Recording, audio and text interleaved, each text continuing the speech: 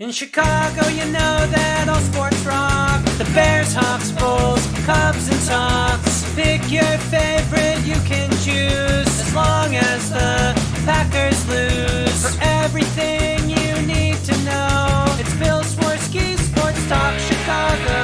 Bill Swerski Sports Talk Chicago.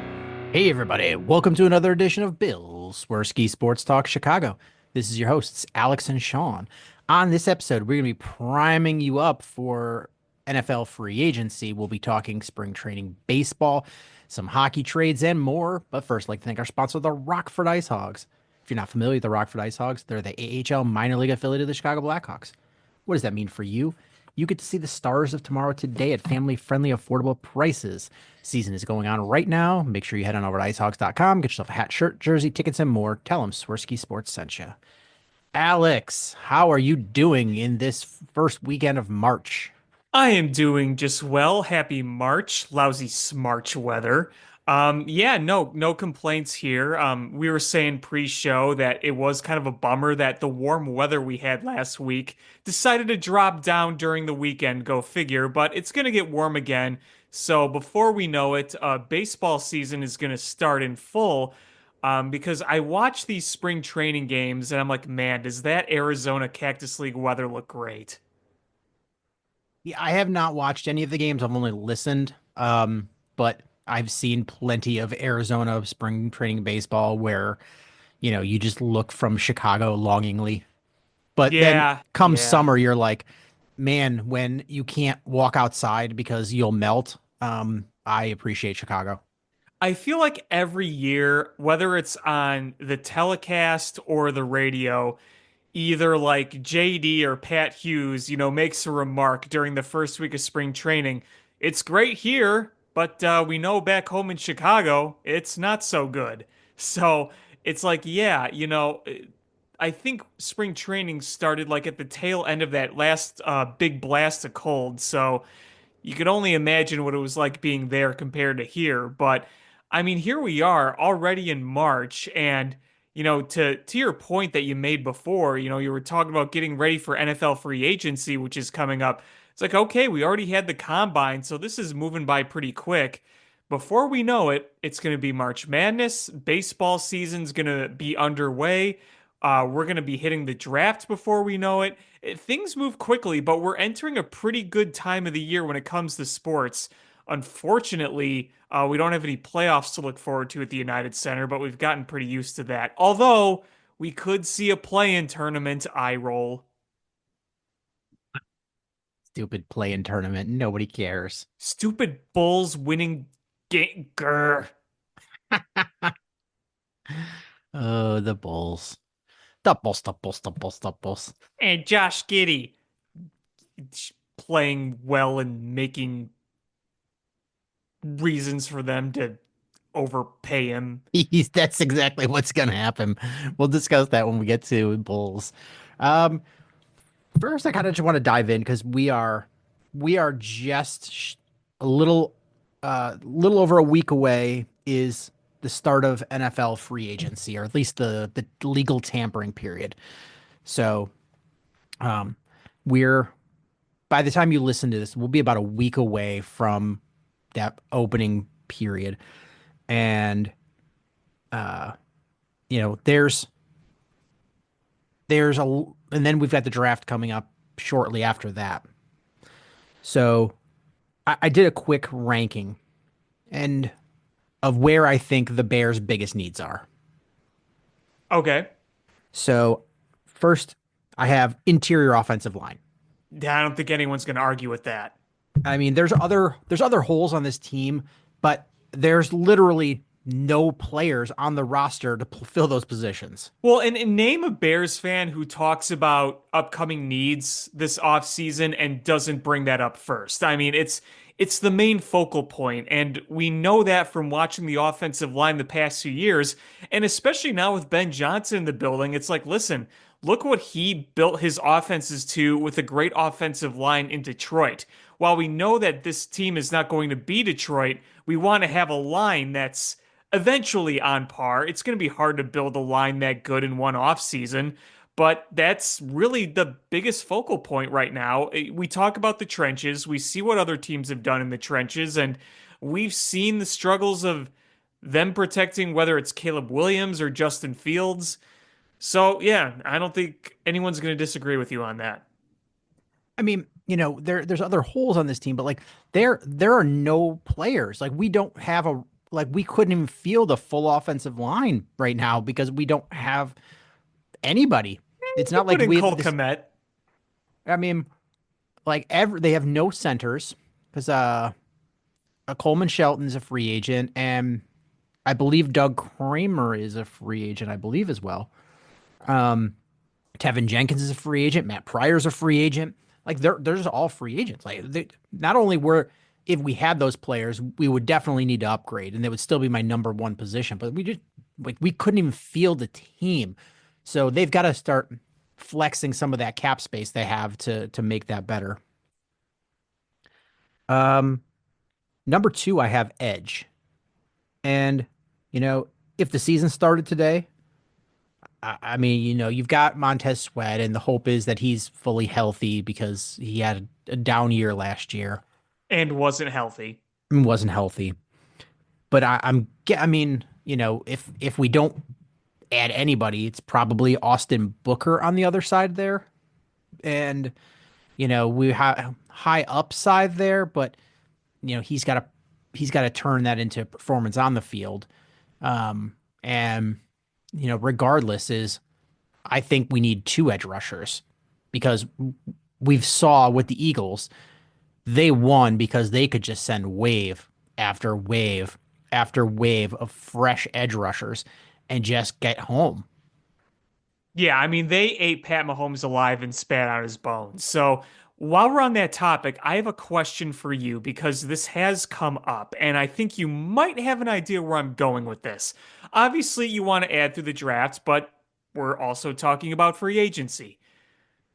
Are you in favor of bringing Khalil Mack back as not the guy that he once was, understanding that his role is not going to be that, but just as a guy to have on the team and help a little bit at that position? Are you in favor of that, or do you think that it's not worth the investment considering the age and mileage? I listed five five moves that GM Sean would make. And these are so I'm going to say number one on my list, and it is not numbered in any particular order. It was just the order they came into my head. But number one on the list was Khalil Mack.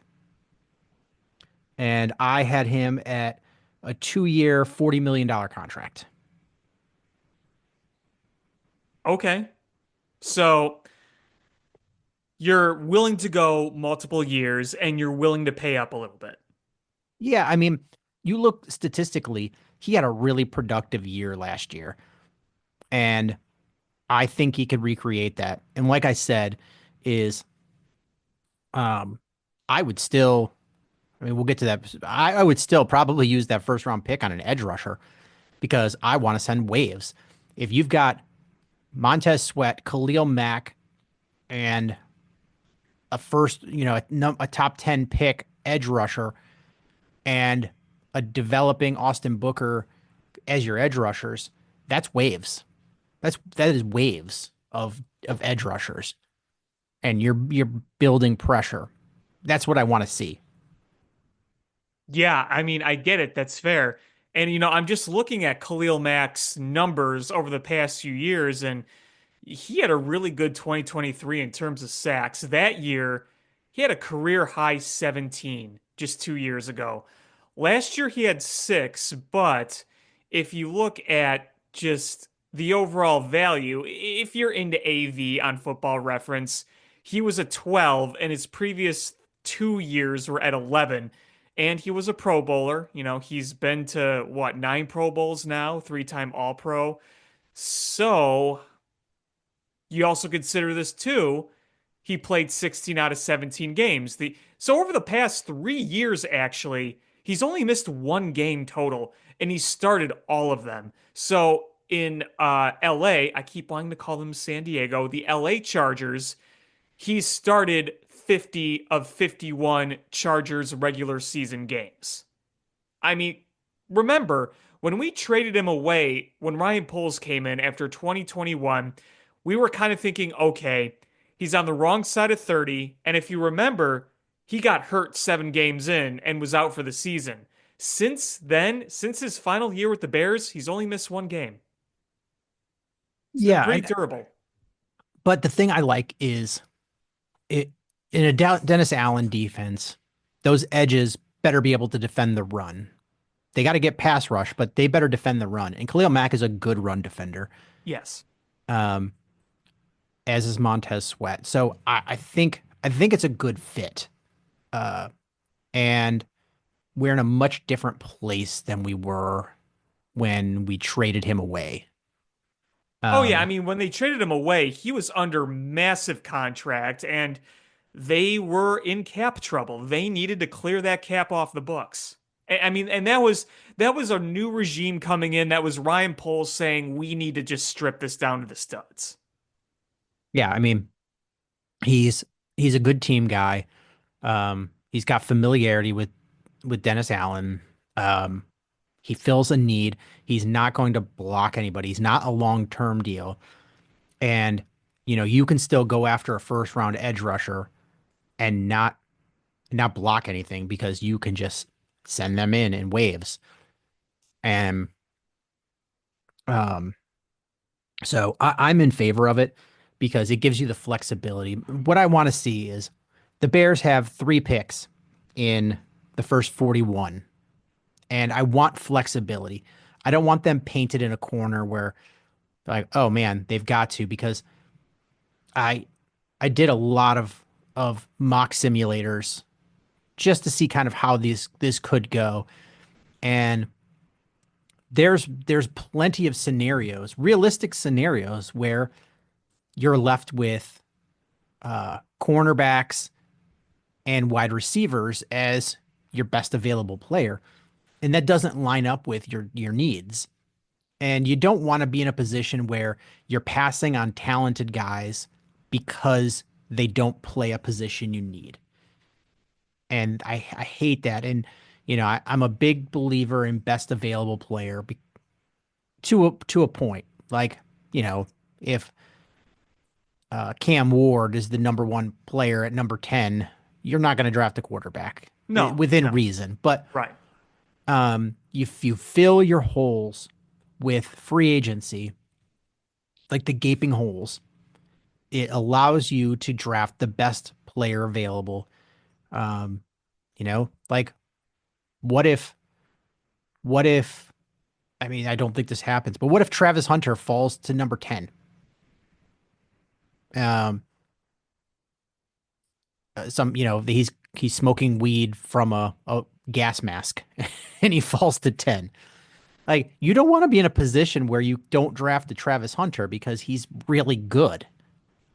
And like he's number one cornerback in this draft, and he's probably number one or number two wide receiver in this draft. Like, that's a guy that you take. And you don't want to be in a position where you're like, man, we absolutely need an offensive lineman.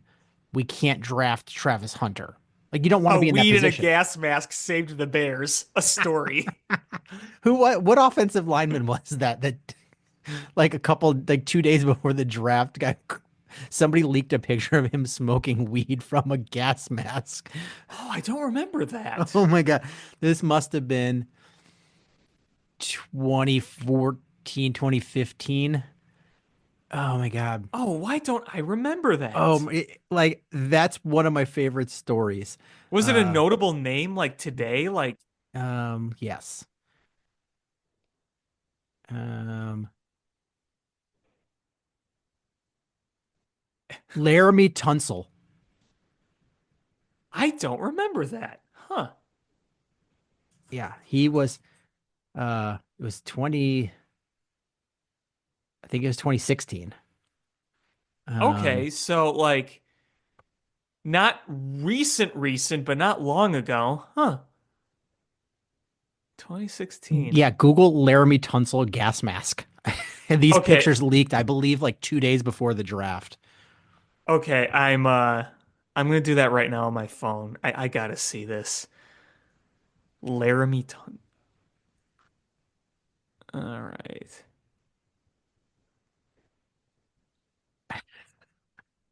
All right. Gas mask incident. Oh my gosh. Oh my goodness. Yeah, that picture leaked. I bel um oh, it was on the night of the draft. Did it leak online? Yeah, it leaked online the night of the draft. Uh yeah, Laramie Tunsil said I picked up my phone to see what time the draft was, and there was comments from everybody. Who leaks that photo, I wonder? He said somebody hacked his Twitter account. Uh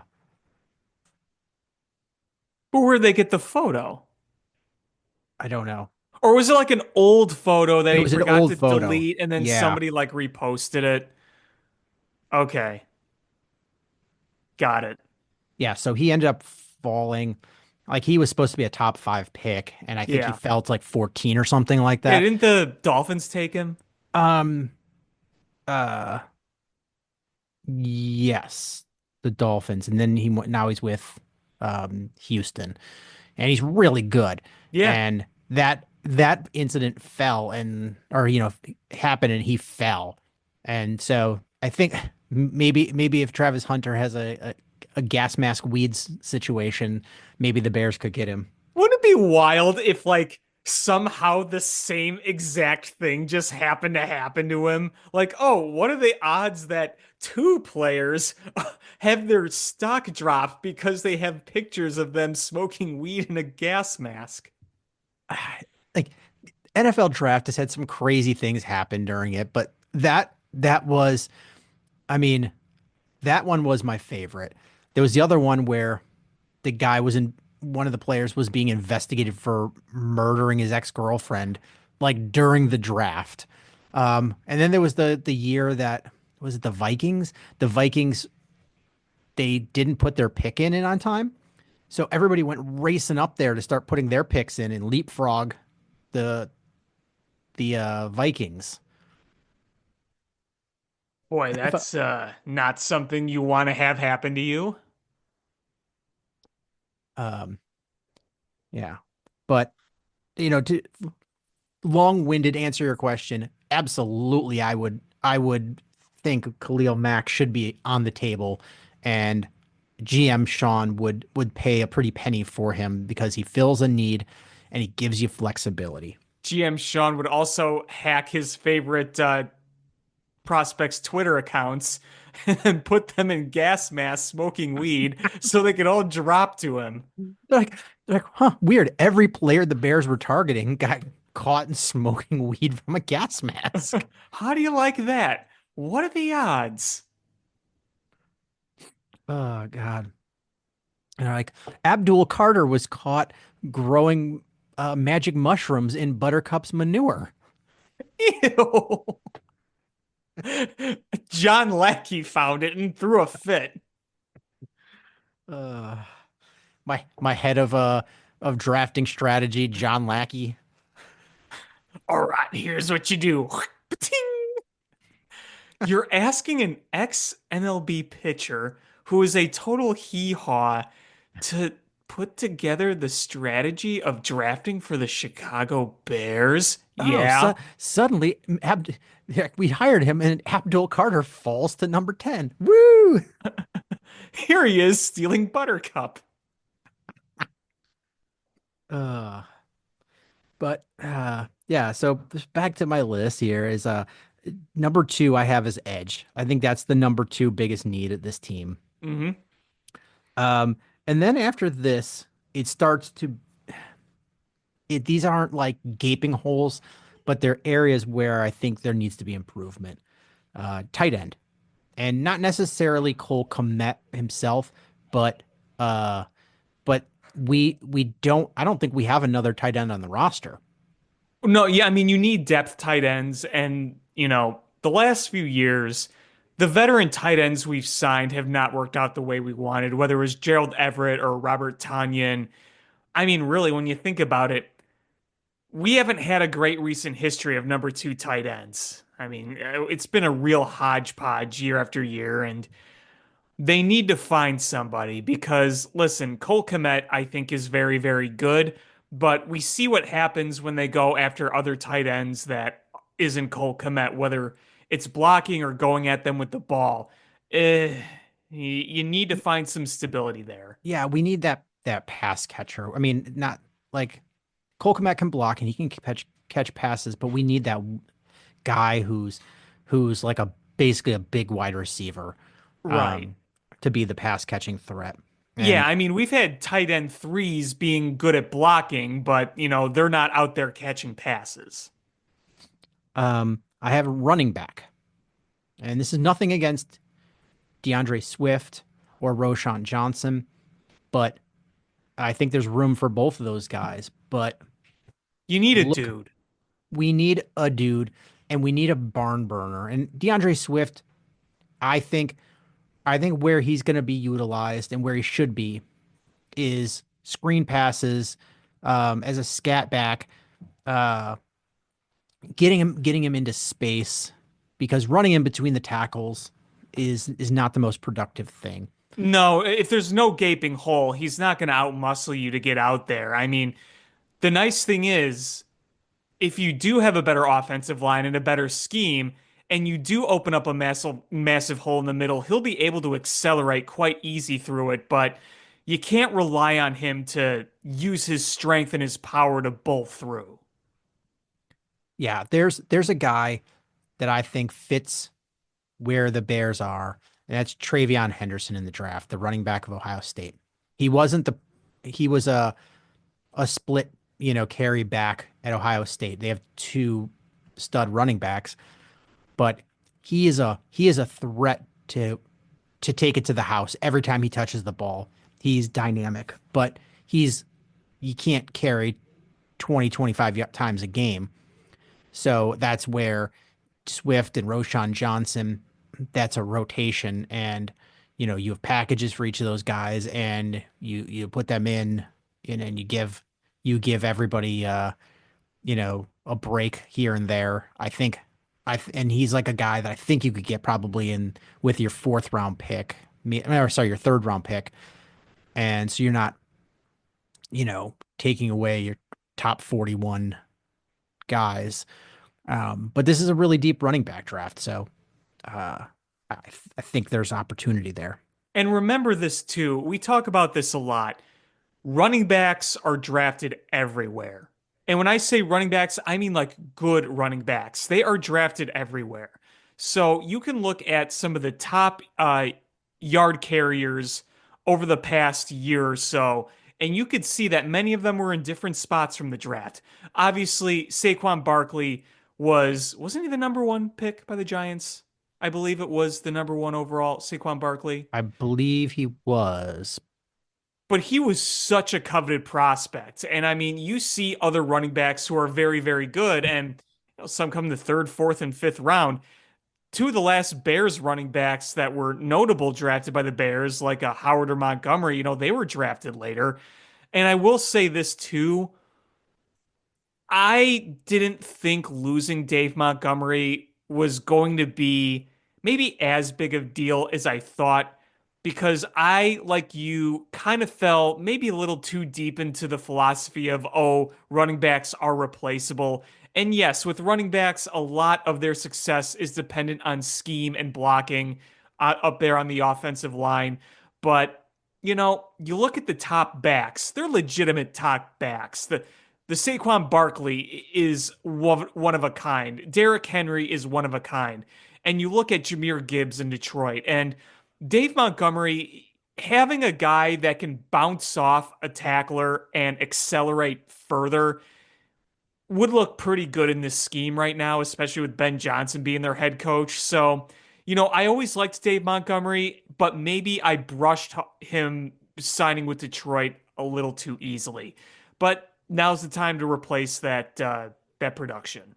I like David Montgomery, and he he is a yards after contact machine, tackle breaker, but there's a reason that he's losing carries and lost a lot of carries to Jahmyr Gibbs, and that they drafted Jahmyr Gibbs, and they wanted to have a Thunder and Lightning, and Jahmyr Gibbs ended up being he was lightning with a little bit of thunder too. That he could be more of a bell cow type back. And you saw David Montgomery lose touches. Not that he's bad. There's a need for a David Montgomery, but Jahmyr Gibbs became the more important back. But And it proves your point that you were making. Like you have a rotation of guys. You're not just relying on one guy. yeah, I mean, unless and I looked it up. Saquon Barkley was number 2 overall pick behind Baker. Right. Okay. Okay. Um, but man, that draft, all 8 of the first 8 picks made a Pro Bowl. So it was Baker, Saquon. Sam Darnold, uh, Denzel Ward, Bradley Hmm. Chubb, Quentin Nelson, Josh Allen, Roquan Smith. 2018. Man, that was a hell of a draft. And then number 9 was Mike McGlinchey, who was, he was a stud offensive lineman for San Francisco. Number 10 was the bust pick, Josh Rosen. But then after that, Pro Bowl Yeah. Minka Fitzpatrick, Pro Bowl Vita Vea, Pro Bowl Deron Payne, productive Marcus Davenport. Then Colton Miller, not so good. But then Tremaine Edmonds, Derwin James, Jair Alexander, Leighton Vander Esch, Frank Ragnow, all Pro Bowlers. Yeah. Pretty impressive. Yeah. And then um, you go a couple picks down, DJ Moore, Hayden Hurst, Calvin Ridley, Terrell Edmonds, um, Lamar Jackson, Will Hernandez, who might be a Bears offensive line target this offseason, Nick Chubb, Shaq Leonard, Cortland Sutton, Harold Landry, James Daniel, former Bear, Mike Hmm. Gesicki, possible future Bear. Um, Man, that was a hell of a draft. Yeah, I'll say. And I remember too when they took Roquan Smith, the Bears did, and I feel like that was one of those picks where most people were like, yeah, this is a good one, legit. And he was. Yeah, absolutely. It was just there were reasons that he left, and I know part of it was contract, but we still don't know what happened off the field. There was some off the field issues. There was a lot of smoke around it, and um, we never got any clear answers. I don't think we ever will, but it certainly wasn't talent because he is as talented of an off the ball linebacker as you can get. But yeah, I mean, I remember his sophomore year where he didn't play as well, and there were a lot of rumors and things flying around. And, like I said, we'll never truly know what happened or what degree, but it makes you look and think and realize, okay, there were a number of things at play, going there. And, you brought in TJ Edwards isn't flashy and exciting and, monstrous like Roquan Smith. But you look at what TJ Edwards does, and he's pretty good at what he does. And I'm excited to see him in a 4-3 scheme, see how they do that. Um, let's see. I have wide receiver 3. I don't like any of our wide receivers outside of Roma Dunze and DJ Moore. Same. And I don't think Keenan Allen's coming back, right? I'm leaning towards no. I don't know. We'll see. We'll get to my GM Sean picks in a minute here. I have safety. Kevin Byard is getting older. I don't know how much he has left in his tank, and Jaquan Brisker has a lot of concussion issues. Um, so I drafting a safety and developing one to replace one of those two guys because I don't know if Jaquan Brisker, this is an important year for him to stay healthy and show he can be a healthy and can earn a contract. Because on the field, when he's playing, very good, but a lot of injuries. No, I agree. And I then do not disagree at all. and then I have interior defensive line. I like Jervon Dexter a lot, Me and too. I know people will rag that um what's his name from that they did Bears passed on drafting, went to the Eagles. Oh yeah, Um, Jalen Carter. Jalen Carter. You look at the stats, and Jalen Carter is playing on a significantly better defense under a Vic significantly Fangio. Yep. better defensive coordinator. So better players around him, better system, and his stats are pretty spot on to Jervon Dexter. So I like Jervon Dexter. I think that was a steal. And Billings is a very good run stopper. That defensive line started having problems once Billings went down with an Oh, it was injury. a huge difference. It was Night and day. noticeable right away. Yeah. Night and day. And so like I want them to beef that lineup because after those two, the the depth goes down extremely quickly. But you don't need to draft somebody necessarily to start because uh you've got two guys that I like a lot. And one of them you've got the stats to prove it, and the other one it's the eyeball test, and your new head coach was called him out. It was one of a handful of players that he called out specifically as a good player that he was excited about, and that was Billings. hmm Yeah, I mean, like you said, just the results on the field were enough for anybody to see, really. Because when he got hurt, that run defense was bad and it got gashed in. But you definitely need some depth there because, to the point we just made, if Billings goes down, you don't have anyone else, you're in trouble. But to my point about edge rusher, um, do you know who the last Bears draft pick was to lead the Bears in sacks? Oh boy. Because obviously Robert Quinn was a free agent, Khalil Mack was a trade. Are you saying leading the Bears, like just the Yes. team? Yeah, he led that see like the Bears team leader in sacks for the year was a Bears draft pick. Well, wasn't it Jaquan Brisker's rookie year when he had like four? Yes, it was Jaquan Brisker Your in safety. 2022, number with 4. Do you know who the one before that was? Oh boy.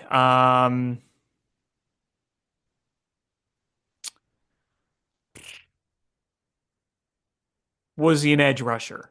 Mm-hmm. Hmm. Led the team in sacks, drafted by the Bears. So obviously it was not Urlacher or Briggs, they're linebackers. Hmm. Boy. You probably like his first name. Was it Alex Brown? Mm-hmm. Oh yeah, that was my guy. 2008 with 6 sacks. Alex Brown was my guy. Do you know who the last Bear draft pick to lead the Bears in sacks was with double-digit sacks? Oh God. Are we talking like Richard Dent or something? No, not that far back. Okay, okay. Um, uh, boy, trying to think. So before Alex Brown, right? It was before Alex Brown. Okay. Um, boy. And it was an edge rusher. It was an edge rusher.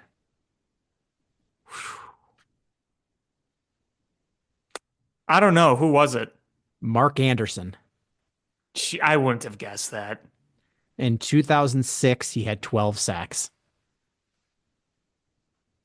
I So didn't realize he had that many. there was a minute where he looked like he was going to be amazing.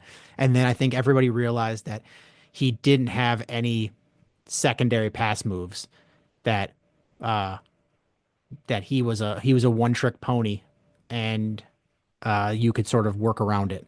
Well, and the other thing too about just what he did that year to like where I'm like, I didn't even realize that.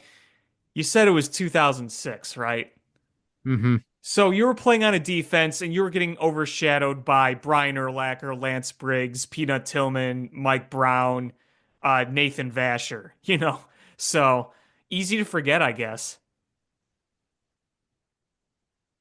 Um, yeah, so uh that that's that's a big reason why you need to draft an edge rusher, I think. God, it just makes me laugh when you're like, oh yeah, in 2022, your safety that you just drafted is your leader in sacks with 4. And hey, we remember that season, that tanking season. They had probably the worst run defense and like the worst sack percentage in the NFL. Oh. So that's you know where I'm looking. And my favorite guy in this draft is Abdul Carter, the edge rusher from Penn State. He's a stud. He's so good and um has a fracture in his foot. And I'm like, "Oh my God. That's please let him fall to the Bears." Oh, is Because that the pictures they posted today on social media? I Was don't know. that him? I didn't see, but yeah, there's he's got stress fractures in his or stress fracture in his foot. And I'm like, I don't care. Like draft that guy. He is Miles Garrett. He's Miles Garrett. If you've got Khalil Mack, Montez Sweat, and Abdul Carter, the Jordan Love is going to wet himself. Yeah, that would be nice to have, wouldn't it? Having somebody that really strikes the fear in your opponent's eyes. Ugh. So that gets me to what does GM Sean do here in the first wave of free agency? GM Sean is going there and spending a lot of that cash that we have available. He signs Khalil Mack to a 2-year, $40 million contract. He signs Drew Dahlman, the center from Atlanta, to a 4-year, $56 million contract. He signs Kevin Zeitler to a 1-year, $6 million contract. He signs Zach Ertz to fill in that receiving tight end position, 1-year, Mmm. $3 million contract. And he's old as dirt, Mmm. but Yeah. Oh, but he interesting. had a good he had a good run with Washington. Um, and I Yes, he think did. and he just fills a hole. And if you're able to draft somebody, cool. You have him learning behind Cole Kmet and Zach Ertz, and he could take over in the season after. And if they don't draft anybody, then guess what? You just it buys you time until next year. He's a 1-year guy, probably retires after this year. Sean also signs Keenan Allen to a 2-year, $25 million deal. Hmm. That's the money I'm feel comfortable with. Um, is he going? Do you lose speed with your wide receiver core if you bring in Keenan Allen? Yes, but I guarantee, I guarantee it's good. The Ben Johnson offense is going to run a little differently because you don't have somebody to take the top off the ball. But you've had so many good route runners that he is going to find ways to just scheme guys open, and you're going to live in that 15 to 25 yard range. He is just going to live there, and you're not going to have like a lot of huge explosive plays, but you're going to have so many big chunk plays of 20 plus yards with those guys.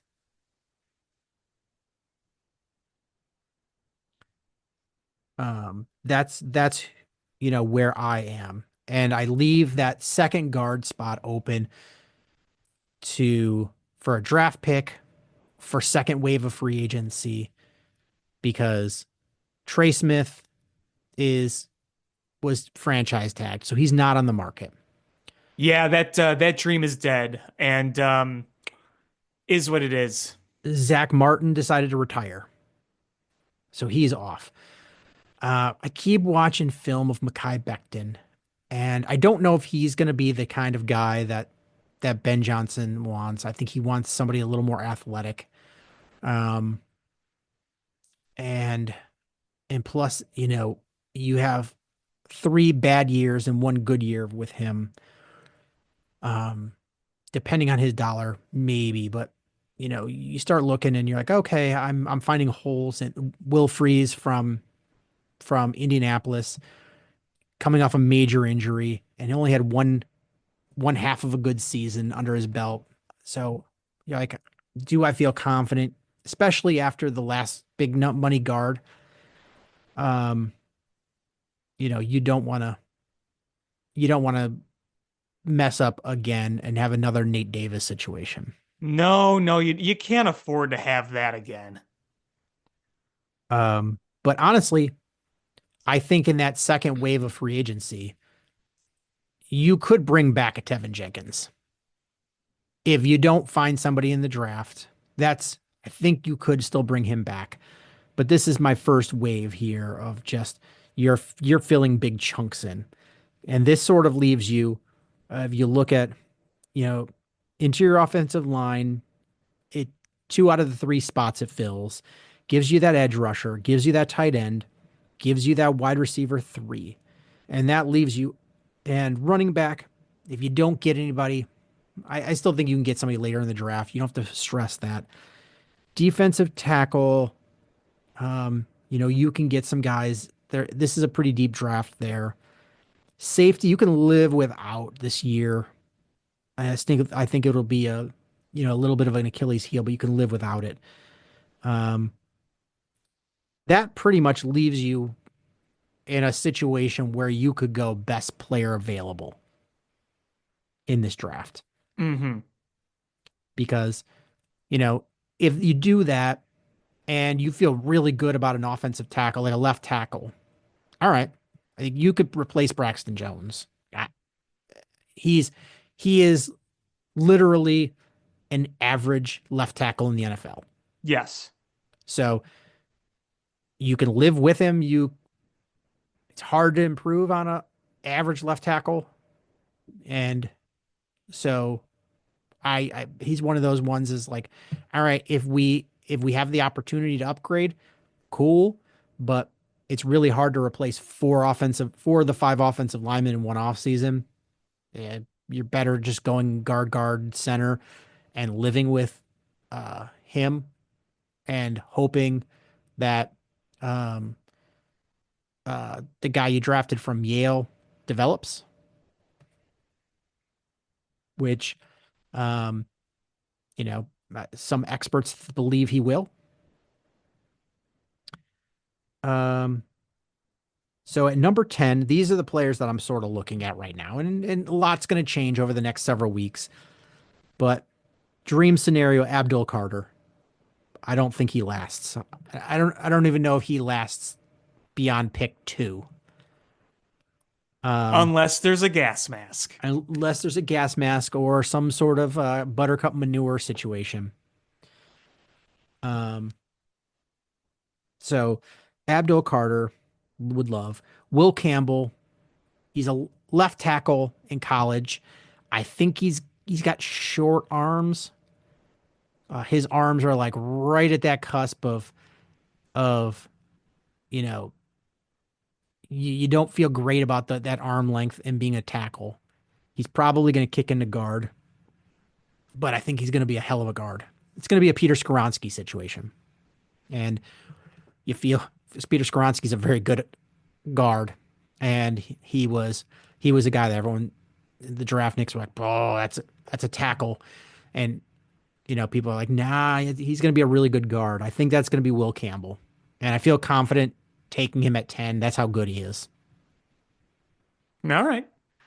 Mason Graham, the defensive tackle from Michigan.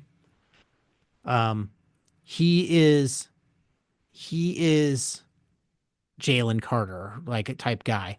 Like he's a run stopper. He will collapse the center of that offensive line, that pocket.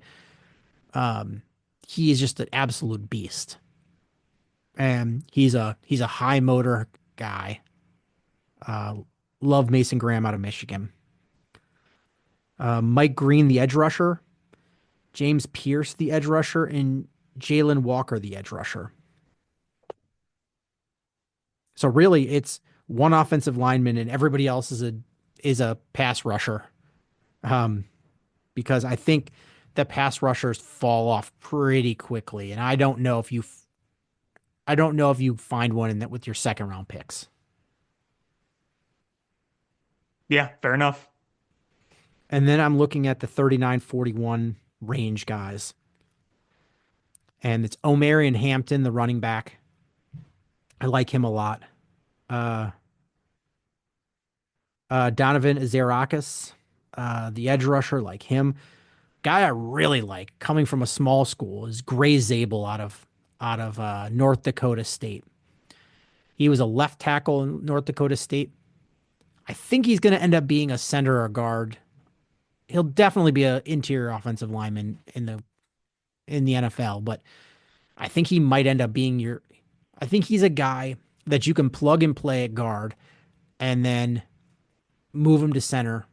If you need to, and I think he'll be a very good center. But he's really good, and you watched him at the Pro Bowl, and he stonewalled everybody. Just went against the top competition and stonewalled everybody.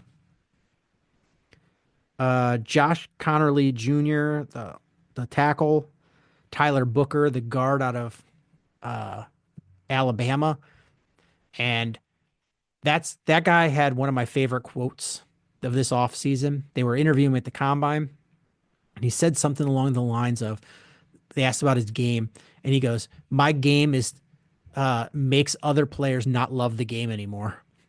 Yeah, I'm like, I love it. I love it. Love it. Uh, Kenneth Grant, the other defensive tackle opposite of Mason Graham at Michigan. Like, man, that defensive interior of Michigan like was just stacked. Uh, Tyleik Williams and Caleb Johnson. Those are the guys I'm looking at. So you're starting to look at running backs, uh, offensive linemen, and a couple of edge guys. Because really in that range, there's probably going to be quarterbacks and cornerbacks. And I don't think the Bears are in the luxury of picking either of those in a top 41 picks at this point. No. Yeah, so uh that's what I'm looking at with the Bears right now. I think there's a lot of opportunity, and I think I'm not putting the cart before the horse, and it's the NFL. Anything can happen, but I think there's a real opportunity for the Bears to be able to do something really good next season. It starts with this offseason. Yep. Oh, you got to get it right, man. You got to nail on pretty much everything here. I mean, Ben Johnson needs to make sure that he is involved actively in all of this, because Well, you want to it make sounds sure like that he will be. Yeah, and it does sound like he will be when he's not taking shots at his former quarterbacks. Yeah, well, he doesn't shy away from making the little slander notes, and he's got a personality, man. I mean, he was talking to everybody and anybody at the combine. You saw him appear with all the media people. You saw him appear on like podcasts. I think he was even on like the Barstool podcast. He was everywhere, and I don't remember the last time we had a guy quite as charismatic as a head coach than I him. mean, Matt Nagy was really charismatic. He He was, he but just we his shtick like wore really thin really quickly when he was too stubborn. Like he couldn't win without a very specific kind of guy, and made excuses and was unwilling to continue to run the ball. All of that charisma just wore thin. But I mean, honestly, he's a really charismatic guy. he is not necessarily in the same way as Ben Johnson in some ways, but he was. I will give you that. Um, but that act wears really thin when you're not producing. Right. And that's the thing with Ben Johnson. He's going to have to win. Because there's a lot of talk here and you got to back it up with wins. Obviously, he likes to take fun pokes at Matt LaFleur. Obviously, he was talking about Caleb Williams in comparison to Jared Goff because they are two very different quarterbacks. And I think you can look at those comments in a way that aren't necessarily insulting. But I mean, listen, you got Caleb Williams who has the athleticism that not a lot of guys have. And obviously, Goff is more of a pocket passer in a system, and it's two different situations. So, yeah, you are kind of looking at apples and oranges at that respect. And he was talking about this past week about his coaching uh, hires, and I really liked that he said he's like, I didn't pick my friends. I picked people that I thought would do a really good job and Hmm. bring different perspectives into things. And so he brought guys in that are from the, he's got his own background. He brought in people from the Sean McVay system, brought folks from the Andy Reid system. Um, just different walks of life, different viewpoints that are going to come in here and not just be yes people and actually try to bring more and not just perspectives, but different coaching styles. You know, uh, you had Matt Eberflus who brought in his friends, number one, and let Trace Armstrong help pick those coaches. But then he also brought guys that were very similar in their demeanor and their style. Um and Ben Johnson brought in some guys that are teachers, some guys that are firebrands, and like uh you know that they're gonna lay into you, and you've got other guys that are gonna be softer and more teacher, and you've got this different personalities and different styles, and uh I I like it. I like the approach. Yeah, wasn't Shane Waldron also a Trace Armstrong client? I believe so. Yeah. But you know what's funny? I was thinking the other day, by the way, he's got a new gig with the Jaguars, I believe, Shane Waldron. I think he's their passing games coordinator. Yeah, that whole situation in Jacksonville just screams flop on their face. It's very strange. The whole vibe is very, very strange. Like Liam Cohen's vibes in that opening presser, it's just like, maybe he shocks us all. I don't know. Um, Every time I've heard him talk, I go, no wonder the Bears didn't hire him. yeah, I know. It's a very weird vibe. We'll see what actually happens on the field, but um, Duval. that clip makes me shiver. Sends a shiver down me spine. But I mean, I was just thinking the other day about Shane Waldron, and you were hard on him from the get-go, and I remember trying to give him the benefit of the doubt, but then that Patriots game happened, and it's like, all right, this ain't it, man. I mean, you had the Patriots game. You obviously had the Washington game with the Hail Mary, which remember that offense was dead until the fourth quarter, and you saw so many things. I really thought that maybe Shane Waldron had a better grip on things when they beat the Rams because that actually was a really well coached game on the Bears side. And then obviously you had the wins against the Panthers, which they're the Panthers, they're bad, whatever. And then you beat the Jaguars in London. You beat their brains out. But yeah, ugh, that ugh. Duval. Oh, Uh, Duval.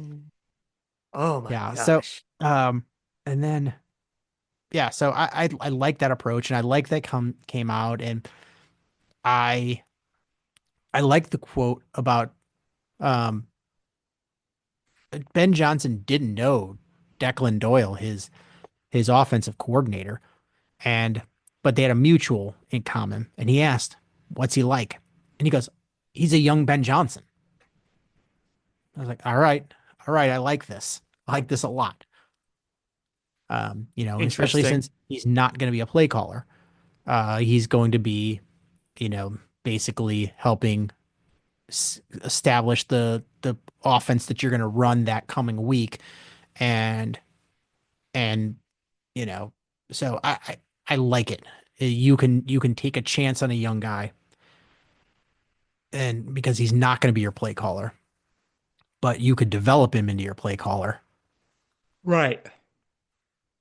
Then the last thing I had about the Bears is, did you see the results of the player surveys? Oh, yes, I did. Yes, I did. I saw the head coaching one particularly. Yeah. So ownership, they got high marks. I mean, here's the thing: is people like the McCaskies. I think they're probably really nice people. Like a lot Yes. of the owners are just piles of garbage. Like Dan Snyder. Dan Snyder is like the epitome.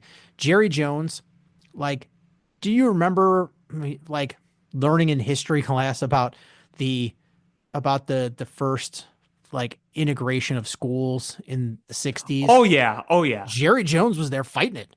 Like, Yeah. I mean, some of these owners are just absolute pieces of garbage, and the McCaskies are terrible owners as far as winning, but I think they're just really nice people.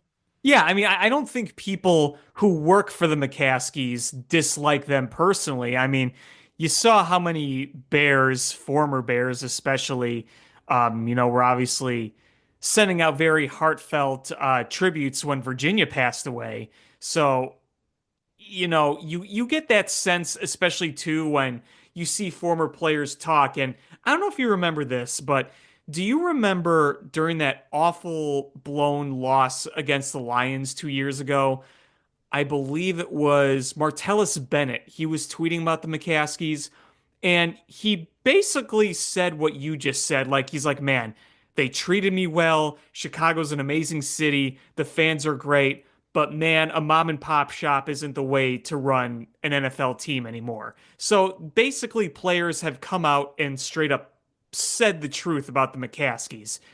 They like them personally, but they understand that when it comes to being an owners, they have fallen so far short. It's really embarrassing. But hopefully now things are changing because they did it different finally. And I do think, as much crap as I've given him, I think Kevin Warren is finally showing his value. And there's another topic that I want to get Oh to yeah, after this. yeah. For totally, there's two more topics I totally forgot about when I was prepping. Yeah, the other one you're alluding to, I'm assuming, is it's looking like Arlington Heights is going to be the spot for a stadium. Yeah, there's the lot of smoke coming out about that being announced. And if that is truly the case, I'm happy as hell that they finally figured this out. And I'm going to say this too, and I've said this on Through the Garden as well. We've heard Kevin Warren recently talking about, because you remember the season ticket holder prices went up, and people were understandably upset. We've been at such a garbage joke over the past years, and now the tickets are going up. But you heard Kevin Warren explain everything behind that, and one of the things he mentioned is goals is having shovels in the ground for a new stadium this year. And I think Kevin Warren isn't going to say that publicly if something wasn't either really close or pretty much done, right? You'd hope not. You'd hope not, right? And I think Kevin Warren's a smart guy, and I know this whole stadium thing has been kind of a mess, and the whole proposal was really, the public one was really embarrassing and filled with stupid and but I just I'd like to think that he's not going to publicly say or allude to those things without something being close. I So mean, we'll I wait and really see. do believe him that his goal was to put it on the lakefront. I I really do do believe too. that. I do too. It It just just wasn't practical. they weren't going to get any money for it, and it's it's really hard to build on the lakefront because it's protected land, and you're really limited to what you can do. And the state said, "Hey, they came up with an alternate. They said the former Michael Reese Hospital is an area that is we want developed. We will give you money to help with that because you would be doing us a service too, is helping to revitalize that area, which is more south of where they wanted to be, but close to the lakeshore. And I don't think they wanted that area because that that adds its own problems. If you think that it was hard to get to current Soldier Field, Michael Reese would have been hard to get to. Um, Yeah, I agree. I and agree. like those were my problems with both. Like Michael Reese would have been nice to develop that area that they've been trying to do something with. Um, and I like it on the lakefront. I like it being in the city, but there's a lot of limitations, and you own this giant plot of land. I was just say that land is yours. You own it, and I still think there's problems. I know everybody loves to talk about the train, but if you're coming from anywhere, you're taking two trains to get there, two trains to get back, to get anywhere, because you have to go downtown and then back to where you go home. And I don't think it's as convenient as people want. I think they're going to have to do expansion on the infrastructure around it. We're already talking about the water supply.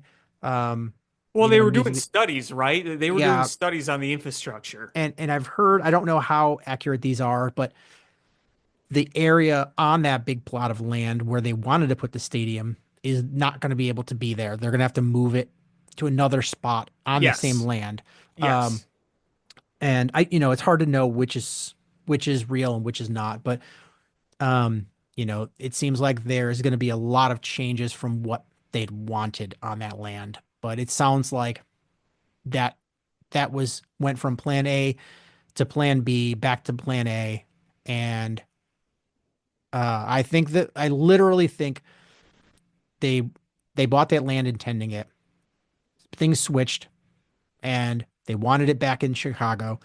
And then they faked that they wanted it in Arlington Heights to try to get money from Chicago. They realized they weren't going to get it, and then they focused back on Arlington Heights. And I think that's just where it's going to be. I think Yeah. we're at the point. I think the NFL is going to step in and start giving financial support. And I've heard that the first season it's open, the Bears will get the Super Bowl. I've You heard know how they're gonna you know how they're gonna raise funds. They're gonna have Georgie Porgy open a lemonade stand. he's just sitting on out on 53. Cars is zooming behind. He's like, lemonade, lemonade. I made it purple. He's got the big old jug of country mix. It's purple. And somebody's like, oh, I'll take a glass of that lemonade. And they drink it. This is grape juice. And he goes, lemonade is yellow, not purple.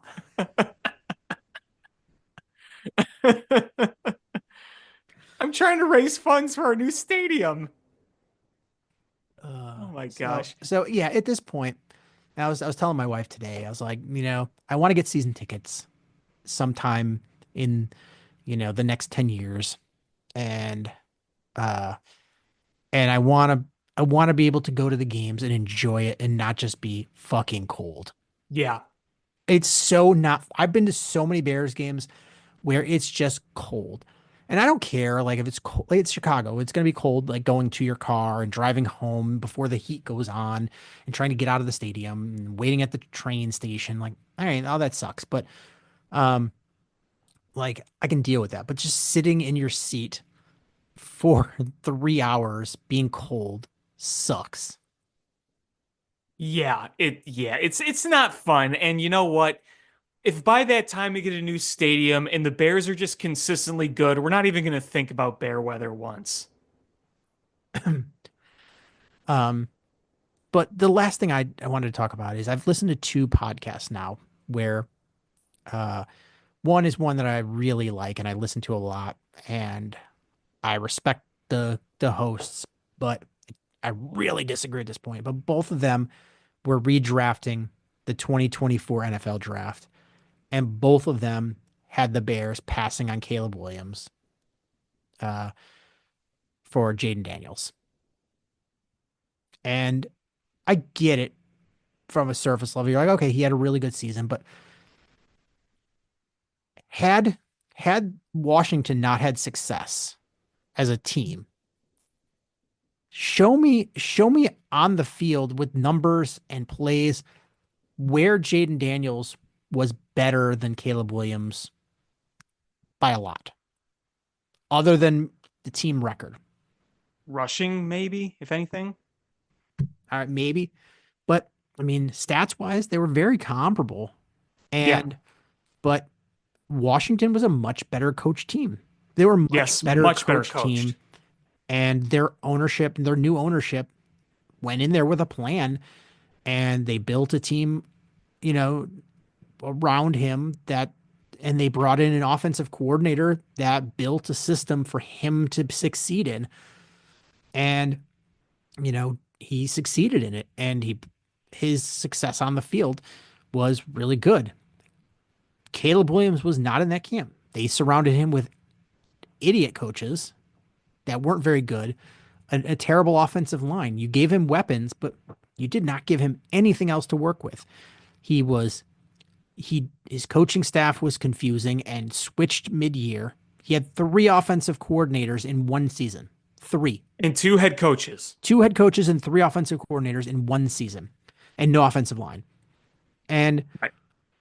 and I think Caleb Williams, I regardless of if he was Bears or not, just being honest, I think Caleb Williams is a special player. And nothing against Jaden Daniels. I liked him coming out of college. My concern about him was how healthy is he going to be? Because the way he plays, he's going to get hurt. And I see a lot of RG3 in him. And I want to see what he looks like in 5 years, not just after one season, because I think in 5 years, everyone's going to forget that they were saying Caleb Williams was bad and Jaden Daniels was good. And neither podcast said Caleb Williams was bad. They had him as number 2 or number 3 pick. Yeah, and I get it from one perspective, but it's really hard for me to do redrafts like that after one season, especially. You know. You look at CJ Stroud. Like CJ Stroud, his rookie year was exceptional. Like that might have been the best rookie quarterback season in history. Yes, it was. And last year he was okay. He was just okay. And his team, wasn't exceptional. And you gave him more talent around him. And it just he took a step backwards. And not a bad one. I still think he's a good quarterback. He took a step backwards. I think Caleb's just going to keep growing. And oh, that's your hope, yeah. I just think you might see more interceptions next year. You probably will see more interceptions because he's going to take more risks. But the hope is, but if it means 500 plus more passing yards and 10 more touchdown passes, you'll take it. I think it might be more than that. But you're going to see him take risks, and the hope is that the Bears defense is better to help mitigate those. All right, we turned it over and that sucks, but we can live with it. And also the hope is that the offense is so much better that you can also overcome it. All right, you threw an interception, 2 interceptions in this game, but you threw for 4 touchdowns. Like, all right, I'll live with that. Right. So that's the hope. And I honestly, if we had to redraft again, knowing what we knew now, like there's no way I would not take Caleb Williams. I just think long term, he, if I could rehire off our head coaches and offensive coordinators, you change that up. But I don't redraft and change anything. I think Caleb Williams was the guy that they wanted. I think he's the guy that they still want. And I like him, and I hope he's here for a long, long, long time. Me too. Should we move on? You want to go Cubs? You want to go Blackhawks? Where do you want to go? Let's go Blackhawks because of a big trade. Yeah. So I was shocked at this. Blackhawks made the trade and traded Seth Jones to the Florida Panthers. And so Seth Jones, a 2026 fourth round pick, and $2.5 million a year for the remainder of Seth Jones' contract for uh, goalie Spencer Knight and a first round pick. I think that's a win for both teams. I think that is a win-win trade. I thought the Blackhawks did really, really good there. I mean, it was clear Seth Jones wanted out. He flat out said it, and we're hearing reports that it was causing kind of a rift in the locker room. You basically had a divorce, and it sounds like only two teams were in on his no trade clause. So like he was willing to go to the Panthers or Dallas. Dallas didn't want to, so he wanted to go to the Panthers, and they were able to ship him off.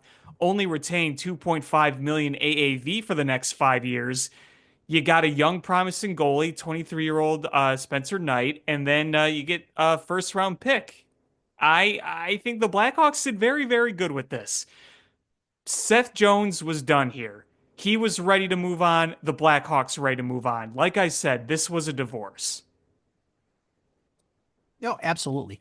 Um, and he wanted to go to a winner, and he's going to be. He's going to be on a team that's very, very competitive. Um, and you look at this, and I know people want to beat up on Seth Jones, and well, he's a bad player. Um, I don't think he is. I don't think he's a bad player at all. It's just No, his career's been very, very good. is he's just uh he's just not a $9.5 million a season player. No, and I think we all thought that that extension was ludicrous when Stan Bowman gave it to him. I thought the trade for him was fine. I was glad we got him. And then they did that massive extension. You're like, what the hell is going on here? He was a very good player in Columbus, and early on in his career with the Blackhawks, he was good too. He was an all-star a few years ago. But like you said, especially this year, some of the efforts on some of those nights, you weren't seeing a $9.5 million player, and I think he was ready to leave. I really do. I mean, he even said in a quote that his timeline wasn't where he was with Kyle Davidson's timeline. So it was best for both sides. I'm glad they got this done. So you have more draft capital, at least higher draft capital, I should say. You got a pick for a pick, really, but a more valuable pick potentially, and little more flexibility. Yeah, I mean, so Seth Jones was paid like an absolute number one lock defenseman, Right. and he's not. And Like it's in not a prime Mike Green or something. yeah. I mean, and it's not a knock. It's just there's not very many of those guys. Is Seth Jones is a pretty good number two defenseman or a really good number three defenseman. And when he goes to Florida, he's going to be a really, really good number three behind Gustav Forsling and Aaron Ekblad. That will Huh. put, Two familiar names. so you're going to put him in a spot where he's going to be really successful because he's going to be arguably the best number, or in conversations for the best number three defenseman in NHL. And that's where he is. But the Panthers, like they were like, well, I don't want to pay him like a number one. I'll pay him like a number two or number three. So a $7 million a year is more palatable for us. So the Blackhawks ate that money, and that's doable for them because they don't necessarily need that contract money. It just gives them the flexibility now. And that fourth round pick, that's just throwaway. I really kind of throwaway. Yeah. You get either a 2026 or a 2027 first round pick. Honestly, I'm hoping it's 2027 because the Panthers are probably more likely at that point to start fading a little bit. And it's probably more likely to be a better one. And we've got a lot of number one for first round picks in the next coming year. So I think I would rather kick that down the road. But for me, it's like the first round pick is great and all, but Spencer Knight is the one that's interesting to me. He was, what was he, like the 13th, 14th, 18th over, somewhere in the middle of the draft in the first round a couple of years ago. He's 23-year-old goalie, and he's already got 80 games under his belt in the NHL. He's an NHL level goalie. He's And, goalies really don't hit their stride until like 24, 25, 26. So he's not there yet. Um, and Panther fans love to be mad at him, but none of them wanted to get rid of him. I think they all saw what he could become. And uh, so it just leaves them with a weird situation at goalie. Because now you've got Soderblom, who's been your best goalie. Um, you've got Spencer Knight, who you just got. You got Mrazek, and then you've got the guy you signed to a 2-year deal that hasn't played because he's been hurt. I forgot Brassard was even here. And I liked that signing the offseason. I'm like, oh yeah, that was a thing. Yeah. So, I mean, that probably means you're going to buy out Mrazek, right? Or try to? Yeah, I think he served his purpose. I wonder if a team needs a veteran backup by the time the deadline is approaching its end, and you can kind of just flip him for a bag of pucks. I mean, that's probably a good place to be if you could flip him. I think it's probably your best scenario, but I don't know if you can because he hasn't played well. Um, uh, but Yeah, but like I just wonder if there's a team out there that just needs a veteran backup of some kind. yeah, I mean, I I, think that's you're going to try to do that. I think that's where, because I believe he's got 2 years left, and you don't want to block somebody else. But I think that's where you go. I Um, liked the Peter Mrazek extension at the time, but now I'm kind of in that, like I said, that yeah, he served his purpose. He's not going to be the long-term solution here. We needed a bridge. He was a bridge, but I would not be surprised or upset if they decided to move on. No offense to him, but no, no, and I think he's probably done as a Blackhawk by Friday. Like they either trade him or buy him out. yeah, But the issue with this is I get long term it's best to part ways with Seth Jones. It makes you worse in the immediate right now. And it's like you take 2 steps forward and then 2 steps back. And that's the troubling part for me is I get Davidson is trying to build this team through the draft. But honestly, I feel like to be the most successful, you've got to use every route that you have.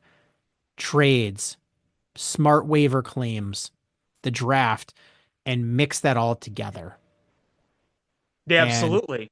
and I don't feel like Davidson is I think he's maximizing draft, but I don't think he's maximizing anything else. And I think we're at the point now where like all Got to right, Seth start taking a Jones, step forward. Yeah. yeah, you've got to start taking step forwards and keeping forward. Um Use some of that draft capital to acquire established talent. Use some of that cap space to acquire established talent. I mean, obviously, last offseason you signed Bertuzzi and Teravainen, but keep going. There are going to be guys available. There are going to be trades to be had. The teams are going to get into cap trouble. Take advantage of it. yeah, I mean that's what smart GMs do is you've got to take a big step forward next year, like a huge step forward, because you can't keep just waiting and waiting and waiting for um all these players. Like, well, when this guy comes and when this guy comes, you've got to start putting talent on this team and start winning. I mean, right now your record is 18-35-7. That's It's not awful. that's not good. They were like what, 1-7 in February? Like really bad. And the only reason that you don't have the worst record in hockey is San Jose is a dumpster fire. Yeah. Like Nashville is really bad, and they're several wins ahead of you. Boy, Nashville might be one of the biggest disappointing seasons in a while in hockey. They were Yeah. geared up to try to win. Getting Steven Stamkos and making some of those other moves. Eh.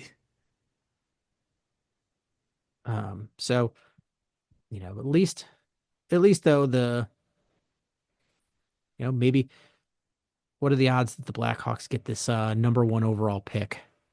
Um, 13.5%. Oh, I know. I've been doing the simulator the past few weeks now. Thanks, Tankathon. Uh, but yeah, I mean they're just a terrible, terrible team. Um, let's see. Cubs? They finally lost the game today, single tier, but hey, spring training's been fun so far. Matt Shaw finally got to play today. Three good at bats, didn't produce a hit, but three good at bats. That was good to see. Obviously you're seeing Shota Minaga and Justin Steele ramp up. A lot of guys are hitting the ball. It doesn't really mean much, but there's going to be some competition at the bottom of the roster, and there's going to be competition for the pitchers, for the relievers to make this team because you have a big pool of pitchers and only so many can make it. I also think, too, that it'll be interesting to see who makes that fifth starter spot. There's a little bit of flexibility there. But, I mean, for what it's worth, things look good. But again, it's for what it's worth. It's spring training, It's but spring I like training. I like the young kids so far, what we've seen from them. Evan Alcantara. Yep, him, Moises Ballesteros, James Triantos. Obviously Matt Shaw coming back today was great. He's not going to play in Japan, which is fine. I'd rather he get ready, get going for the season. Oblique injuries are tough. So you want to take every precaution you can there and do what you need to do. But hey, even look like Michael Bush is hitting pretty well. Um, Miguel Amaya's hitting pretty well. Pico Armstrong's hitting pretty well. Yeah. And Ben Brown looks good throwing. Um, it's not great news, but better news than I think we might have thought with Nico Horner's injury is he's not gonna play in Tokyo, but it sounds like he might be ready shortly after that. And I think none of us really knew how severe that was. Um, but that's good, and yeah, a lot of winning, and it sounds like Justin Turner is going to prepare himself to play a little bit of third base. He hasn't done that in a few years. And it is what it is. I knew once they signed him that that was going to be a realistic possibility. Yeah, after they lost Tom Brennan, well, okay. One thing that I'm interested to see, and I'm not trying to jump the gun on him, but obviously Gage Workman has shown some solid work this preseason as well. He hasn't played above eight double A ball, but it's funny because the Cubs are clearly high on him, and there are a number of people from the Tigers side who were really high on him as well. So could they have struck gold there? I don't know. I'm not really counting on it, but it's something to follow this spring because he's been hitting the ball pretty well. And you're going to need fill in some gaps while some of your guys are recovering from injury. We shall see. Um, we shall see. But yeah, I mean, it's been Assad is hurt. He's ruled out for opening day. Yeah, I mean that's where your depth comes in and you're like, all right, we're going to have to fill that spot for the time being, but Steele, Shota, Tyone, and then the rest from there is kind of where you figure it out. You got Colin Ray, you got Matthew Boyd, you got Jordan Wicks, Ben Brown, possibly. See, and I was saying the other day, I really wish this team had one more legit, like, top two guy. Like, if you had a Dylan Cease or a Corbin Burns, or, you know, maybe you make a trade in season if he looks good for Sandy Alcantara. I feel like you're missing one more top three guy, at least like a top two even, because the way you structure rotation for the regular season beyond the Tokyo series is you're like, okay, you could say Steele is your ace. I think Shota is a three. I really do. So if you put him at the three spot, that means Tyone is probably like your two. And I'm a big Tyone guy, but I think in a real perfect world, you should have rotation good enough where Tyone is your four. If you make that move for Dylan Cease, you've got uh you've got Steele and Cease is 1 and 2, and you feel really good about that. Shota's your number 3, and you're probably feeling pretty good about that after last season. You'll probably see a little Absolutely. regression, but still, like that's you feel pretty good about it. Hmm. Tyone at 4, I think you feel really good about. Probably you get a better performance out of him too because he doesn't have that pressure of needing to be a top of the order guy. Right. And that leaves you all that flexibility where you've got a lot of guys that you could put at 5 and you go with who's healthy, who's hot, and who's stretched out. And you don't blockade that from anybody. There's room, if a veteran takes it, they're short-term veterans. If it's one of the young players, then cool. I think that's what you hope for. Uh, but man, that gives you a pretty good 1 through 4. You're pretty happy with that. That's a 1 through 4 with Steele's, Cease, Shota, and Tyone that I think you could legitimately take that to um the National League Championship Series. Yeah, I mean, assuming everyone pitches the way they do in the playoffs, absolutely. And because then you can look at the five spot and you're more comfortable saying, all right, Colin Ray, Javier Assad, maybe even Jordan Wicks, you could take that five spot. Like, that's okay. Just think you're missing one legit arm right now in that rotation. Yeah. Um, we're gonna miss it all season because you're not getting it. Right. But unless I do think though, if they're in it at the deadline, they're going to make a play for a starter. I agree with that, but y- Got to you're get gonna there first. you got to get there, and you're gonna pay. Well, it's part of the deal. It's part of the deal. But I'm happy with the way they're playing, and sure, it's spring training, and these games don't count. But you know, they've they won what 8 straight games before losing one. Well, they went 6-0, then three ties, then went 2-0 on Saturday, where they just drummed both games in the split squad. So yeah, I mean, carry that momentum into the season. Absolutely. Um, White Sox, they're there, they exist, and Benintendi got hurt Yeah, that again, how long is he supposed to be out for? 4 to 6 weeks. Yeah, it's a decent chunk of time. That's a big chunk of time. But it does give you a chance to maybe look at some guys. Maybe. I mean, if you're looking for guys, not necessarily young guys, but you brought in a lot of veteran depth. So if you're trying to build any trade Well, value I mean, anywhere, Michael Taylor's is having scans on his elbow, which don't uh, look good. um, So oh, oh, okay. Um, didn't they bring in Brandon Drury? I don't know. Did they? Yeah, I'm pretty sure they did.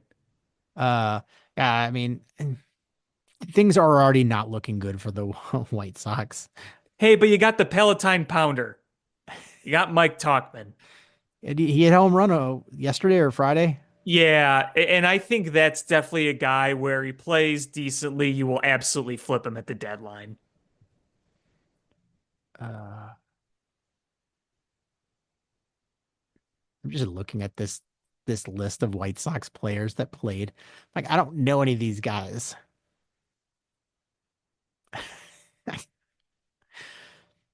It'll be interesting to see what their opening day lineup is. Yeah, because I mean, he's Benintendi's probably gonna, well, so it's March, so they said 4 to 6 weeks.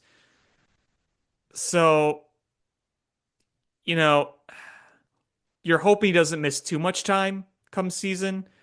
But I don't know how much of a difference it really makes. Now I gotta look at their last game against the Dodgers. Who was even in that lineup? Okay, Baldwin, Andrew Vaughn, Talkman. Huh. I think that home run he hit was the only home run or the only hit he has this spring, but whatever, it doesn't mean anything. Miguel Vargas, Edgar Caro. Wait, Omar Narvaez? He's back with the White Sox? I didn't know that. Did you know that? I think I saw that. Huh. So as far as that's I know. Oscar Colas. Maybe you give that chance for a little more time for Fletcher and Colas to play out there. I don't know. That's what you need. I mean, at this point, what else are you gonna, Uh, Tim Elko, first base. who I, are these guys? Who are they? I know Tim Elko, Nick Matton, B. Montgomery. I don't know who that is. It's obviously not Braden Montgomery. Okay. Oh, no, Braden Montgomery. Is that the guy they got from the Red Sox? Yeah, that's the guy they Yeah. got in the Crochet deal. Okay, never mind. That's kind of a important name. Yeah, Brian Ramos. Yeah, I mean, see what you got this year. You're not going to be winning the division. Yeah. Okay. But let's wrap this up with a little bit of Bulls. Okay. Uh, Josh Giddey has been playing really well. Um, it makes me feel like they're going to give him a big extension, and then we're going to have to talk about how bad that extension was for the entirety of that extension. Oh God, could you imagine if we had to simultaneously talk about a bad Josh Giddey extension and a bad P. Williams extension? I mean, that's going to happen. That's just going to happen. Um, uh, you know, the Patrick Williams one um, is annoying, but you can't compound that. Um, I like watching Matas play. Um, the Yeah, he's the most entertaining part of the team, and Kobe White, who's just so up and down, has played better recently. I feel like, not that it really matters, just Not that it matters. And then you got Io, out for who's the year. out for the year, which is a bummer. Um, but yeah, I mean, this is not a good basketball team. And forget, was it Darnell Mayberry maybe was saying, people are like, you're complaining that Arturas Karnisovas is not a good GM, but it depends on what perspective you're looking at. You're looking from a fan perspective, yeah, he has not been very good. But if you're looking at it from the Reinsdorf family, he's doing really well because they're making money, and that's what's important to them. Unfortunately, And that's the frustrating part is, we're all judging Bulls brass for wins and losses and standings, and ownership keeps bringing them around. We're like, man, how do they keep giving these guys jobs? It's because they're making money, and that's what's important to them. hmm Yep. Um, yeah. So, uh, I mean, it's what it is. Not much else to say. Now Zach Collins has been nice. It's been nice watching him. Neat. Oh man, I don't know what else to say. Yeah, I got nothing. They got their asses kicked today. Yeah, by Indiana. Hey, they Uh, had that 16-point comeback against the Raptors, who are actually doing a good job at tanking. Tankathon here. So the Bulls have the eighth best odds right now of the number one pick. Cool. Gives them 6%. Cool. That's where we are. I'm gonna run one Tankathon simulator. Dun dun dun. Dun. Where do the Bulls draft? I'm gonna say seventh. Ninth. Wow. Hey, good news! We're not drafting seventh this year. Yay! We're drafting ninth. Oh. That is such right from The Simpsons. Might Ah. Oh. I've as well just be an ran episode of The Simpsons. I just ran this simulator 9 times, and every time they draft eighth or ninth. 9 times. 10th time right now, 9, 11. Number one. Number All one, right. baby. It only took 11 simulations. Let's go. All right.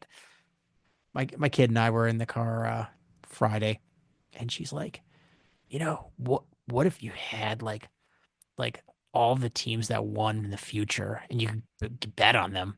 And I was like, there's a movie about that. It's Literally called the sport, Back to the Future 2. literally the sports almanac. Like that's how Biff got rich. Oh yeah. I just didn't think it would be you.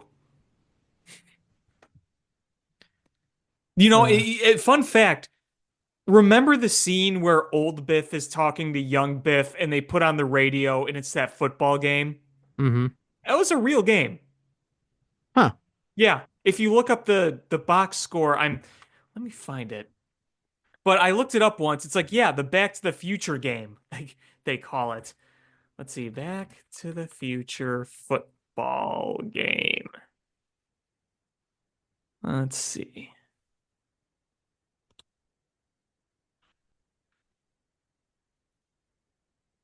Da, da, da, While you're da. looking that up, there's a I want to say it's a YouTube channel. It's a social media channel where the guy, like people send him like a clip of a TV show, like if on an episode of X-Files there was a hockey game on a television in a bar that they went in part of their investigation.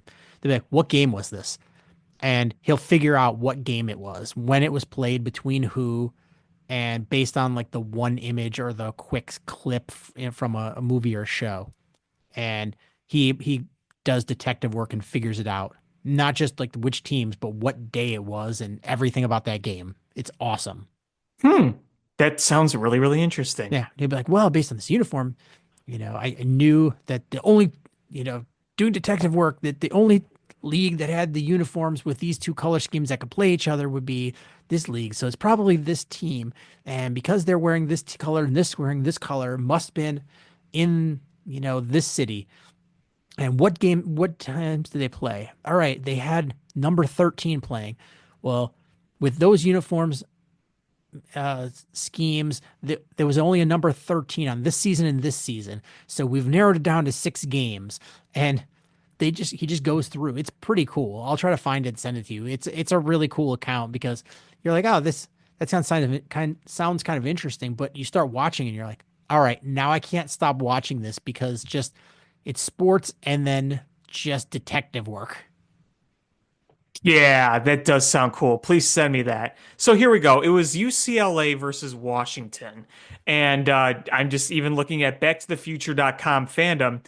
Internet research yields that there was indeed a game between the 4th-ranked UCLA and Washington on November 12, 1955 at UCLA, and the final score was, in fact, 19-17.